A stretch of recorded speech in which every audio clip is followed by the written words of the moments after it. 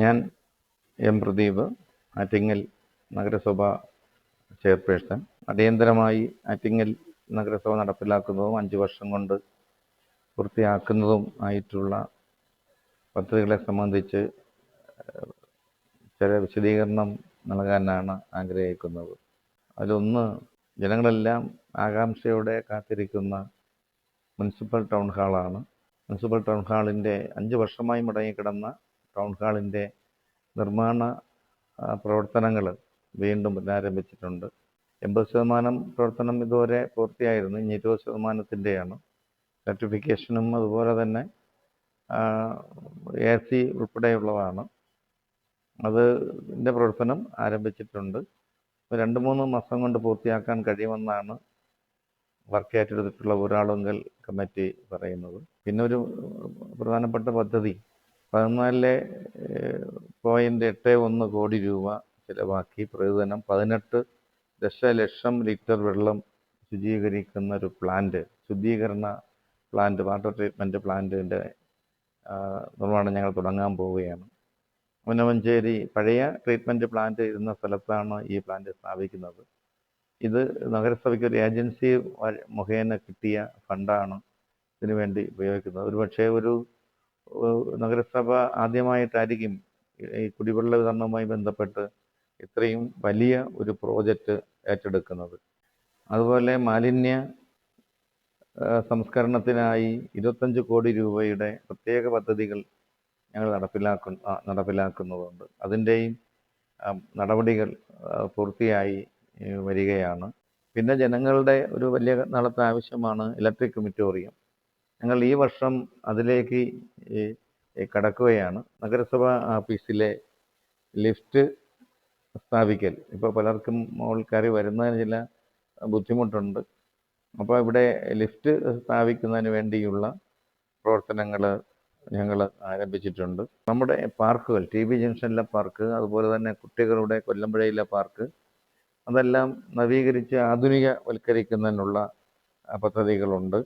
Bus stand ചന്തയുമായി ബന്ധപ്പെട്ട case അനുകൂലമായ വിധി ഉണ്ടായി എന്നാണ് ഞങ്ങൾക്ക് പ്രാഥമികമായി അറിയാൻ വേണ്ടി കഴിയുന്നത്.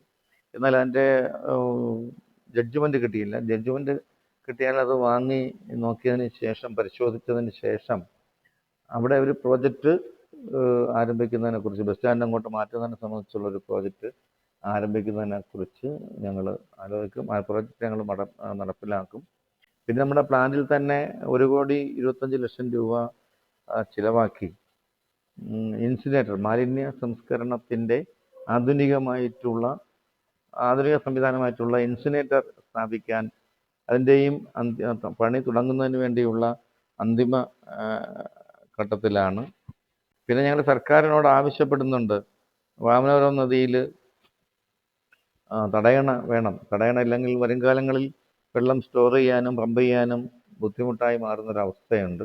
അത് നമ്മുടെ പമ്പിങ് കേന്ദ്രത്തിന് അടുത്തായി ഒരു തടയണ നിർമ്മിക്കണം എന്നുള്ളതാണ് ഞങ്ങളുടെ ആവശ്യം. ബസ് കാത്തിരിപ്പ് കേന്ദ്രങ്ങൾ എല്ലാ പ്രധാനപ്പെട്ട സ്ഥലങ്ങളിലും അത് ഞങ്ങൾ നടപ്പിലാക്കുന്നതാണ്. കുടുംബശ്രീയെ സജീവമാക്കാനുള്ള പരമാവധി ശ്രമം നമ്മളെ ഭാഗത്തു നിന്നുണ്ടാവും. ഇപ്പോൾ 4189 വനിതകളാണ് കുടുംബശ്രീയിൽ അംഗങ്ങളായിട്ടുള്ളത്.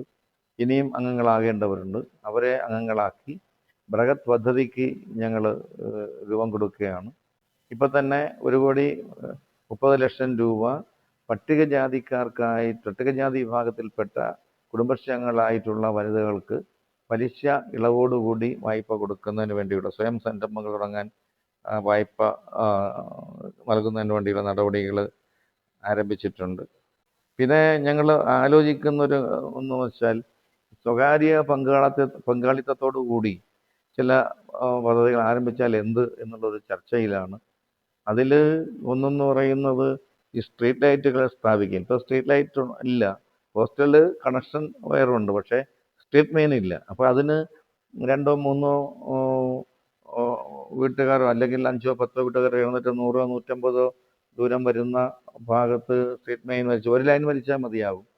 അവിടെ ലൈറ്റ് സ്ഥാപിക്കാൻ പറ്റുമോ എന്ന് ഞങ്ങൾ ആലോചിക്കുന്നുണ്ട്. ഇപ്പോൾ ചില റോഡുകൾ ചില സ്ഥലങ്ങളിൽ കുറേ ആൾക്കാരുണ്ട്, സമ്പത്തുള്ളവരായിരിക്കും. അവർക്ക് പറ്റുമെങ്കിൽ ആ റോഡുകൾ അവരാഗ്രഹിക്കുന്ന രീതിയിൽ ചെയ്യുന്നതിനുള്ള കുറച്ച് പൈസ നഗരസഭയും കുറച്ച് ജനകീയ പങ്കാളിത്തവും കൂടി നടപ്പിലാക്കുന്നതിന് വേണ്ടിയുള്ള ശ്രമം നമ്മൾ ആരംഭിച്ചിട്ടുണ്ട്. പിന്നെ സ്ലാട്ടർ ഹൗസിൻ്റെ പ്രവർത്തനം ദ്രുതഗതിയിൽ നടന്ന് വരികയാണ്. ആ സ്ലാട്ടർ ഹൗസിൻ്റെ പ്രവർത്തനം പൂർത്തിയാകുന്നതോടുകൂടി ടൗണിലും പരിസര പ്രദേശങ്ങളിലുമുള്ള ആളുകൾക്ക് നല്ല മാംസ ഭക്ഷണം കഴിക്കുന്നതിന് വേണ്ടിയുള്ള അവസരം ഉണ്ടാകും. പിന്നെ വിവിധ അവയർനെസ് പ്രോഗ്രാമുകൾ ഞങ്ങൾ നടത്തുന്നുണ്ട് ആരോഗ്യ സംരക്ഷണവുമായി ബന്ധപ്പെട്ട്. ഇപ്പോൾ യോഗ, സുംബ തുടങ്ങിയിട്ടുള്ള കായികമായിട്ടുള്ള ഇടപെടാൻ ഞങ്ങൾ ശ്രമിച്ചിട്ടുണ്ട്. അത് എല്ലാവരെയും കുടുംബശ്രീയെ കൂടി ഉപയോഗപ്പെടുത്തിക്കൊണ്ട് എല്ലാ ആളുകളെയും പങ്കെടുപ്പിച്ചുകൊണ്ട് എല്ലാവർക്കും കൂടി ഉപയോഗപ്പെടുന്ന രീതിയിലുള്ള ഒരു അവയർനെസ് പ്രോഗ്രാമാണ് ഞങ്ങൾ ആരംഭിക്കുന്നത്. പിന്നെ ഭിന്നശേഷി കുട്ടികളുടെ കാര്യം കൊണ്ട് ബഡ് സ്കൂള് അവരെ ജീവിതത്തിലേക്ക് കുറച്ച് പേരെങ്കിലും ചില തെറാപ്പി സംവിധാനത്തിലൂടെ അവരെ തിരിച്ചു കൊണ്ടുവരാൻ കഴിയും എന്നാണ് വ്യക്തമായ പരിശോധന ഞങ്ങൾക്ക് മനസ്സിലാക്കിയിട്ടുള്ളത്. ആ തെറാപ്പി സംവിധാനം, ചികിത്സാ രീതി നടപ്പിലാക്കുന്നതിനെക്കുറിച്ച് ആലോചിക്കുന്നുണ്ട്. ഞങ്ങളുടെ പാലിയേറ്റീവ് പ്രവർത്തനം മികച്ചതാണ്, അത് വ്യാപകമാക്കും.